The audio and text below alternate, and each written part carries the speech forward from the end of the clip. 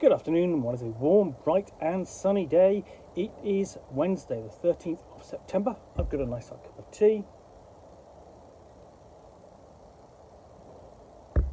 And a parcel to unbox, and this has come all the way from Blind Visionary Publications. Let me show you that. Just hiding the address there. So let's get this open and find out what exactly is in here.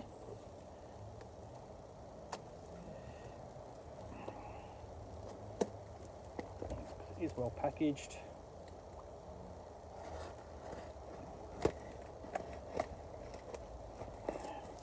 Almost there.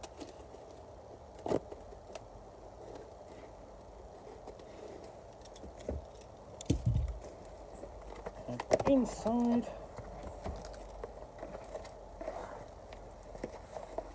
I'll show you this without dropping anything, because you know that's what we've got. A big pile of fanzines. So where do I start? So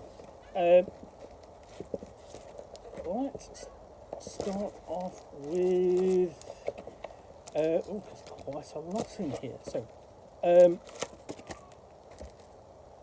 let's start off with Smoking Wyrm Monographs Volume 1, Number 1, For Whom the Bell Trolls, by Jose Luis F. Cardozo.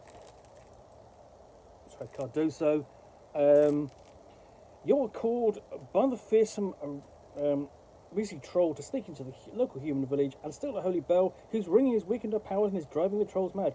Are you up to the task? It is a level 1 Dungeon Crawl Classics adventure from Blind Visionary Publications, and this is 274 of 300. So, not just a fanzine, but a limited edition. So, first of all, I want to thank Blind Visionary Publications for contacting me and saying, "Oh, would you like to review these?" And yes, of course, because I do enjoy reviewing both fanzines, and I do enjoy reviewing content for Dungeon Crawl Classics. But let's have a look inside. Let's see. There's a bit of extra content in the middle there, which I will pull out in the middle. But we've got first off the bell, which is just keeping those trolls awake, and we have essentially quick introduction. There's an open scenario for first level, 4 to 6 players, for Jotnar, Hildrafolk and Rizzi. So you could be playing trolls or non-trolls, but here we have options here for troll occupations. So this is Dungeon Crawl Classics from a different angle, where you're actually playing what would traditionally be called a monster. And then area 1, we have a job from Stonetooth, and a little map of the area.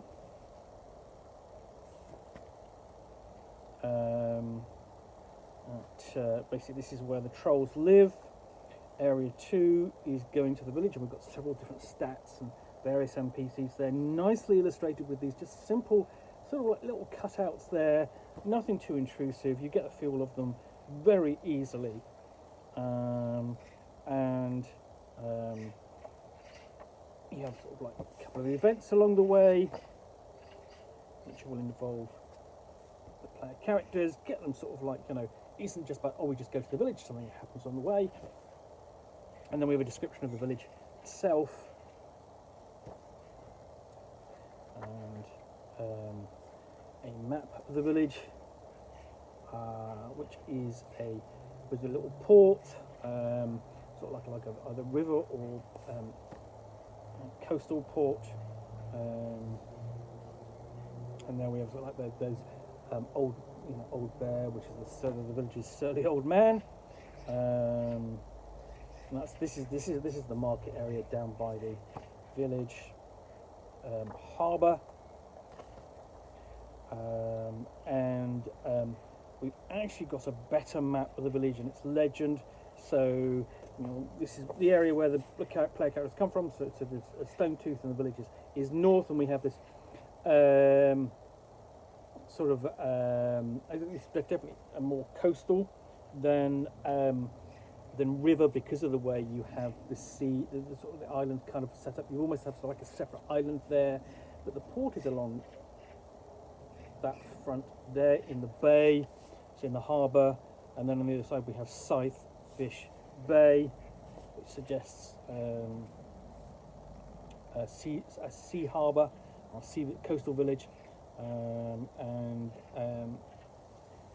we have events going on, individual locations perhaps where the bell might be found.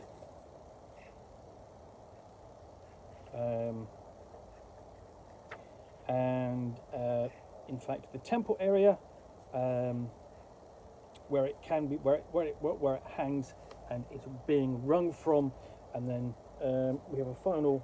What happens when, you know, after the player characters have stolen the bell and got it back to Stone Tooth and the woods?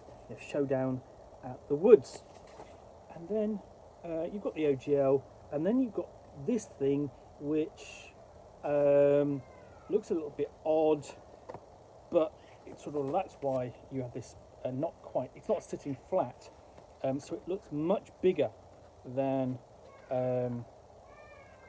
it's 16 or so pages, but you have this sheaf of really quite, these are actually really nice cards. So you've got a little pocket there, and then you have these NPC cards, and these are really very nicely produced.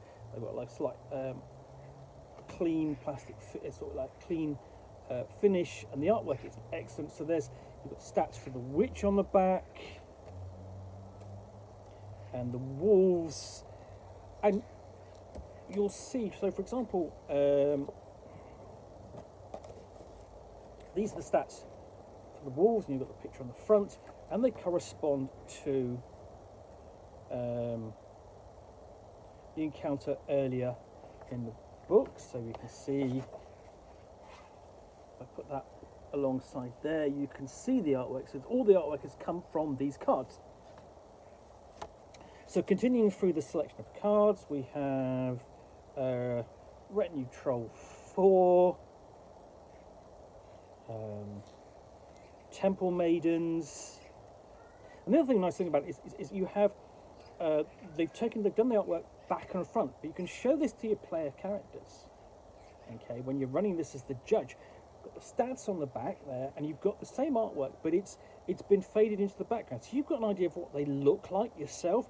Not in any particular detail, but get a feel for when you look at the stats. That's a nice touch. Townsfolk.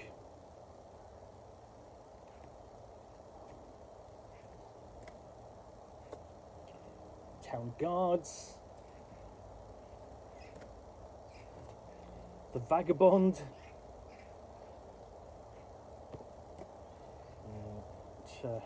Priestess. More details on her because she's got her spells and an ability to turn trolls, Trollbane. Stone Tooth, that's the NPC. She's going to be driving you to act. You know, basically you're working for her. Go and get rid of this bell. Bring it to me. Retinue Troll 1.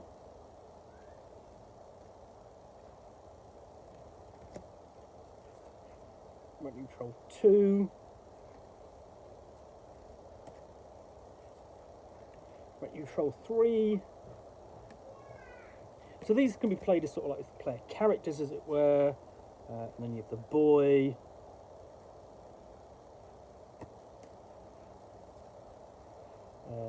Clavinger the Keymaker.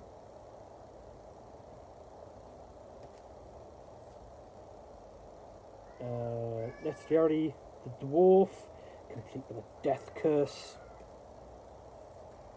Then we have Old Bear the Man, and basically the silly old man of the village, and the Runestone.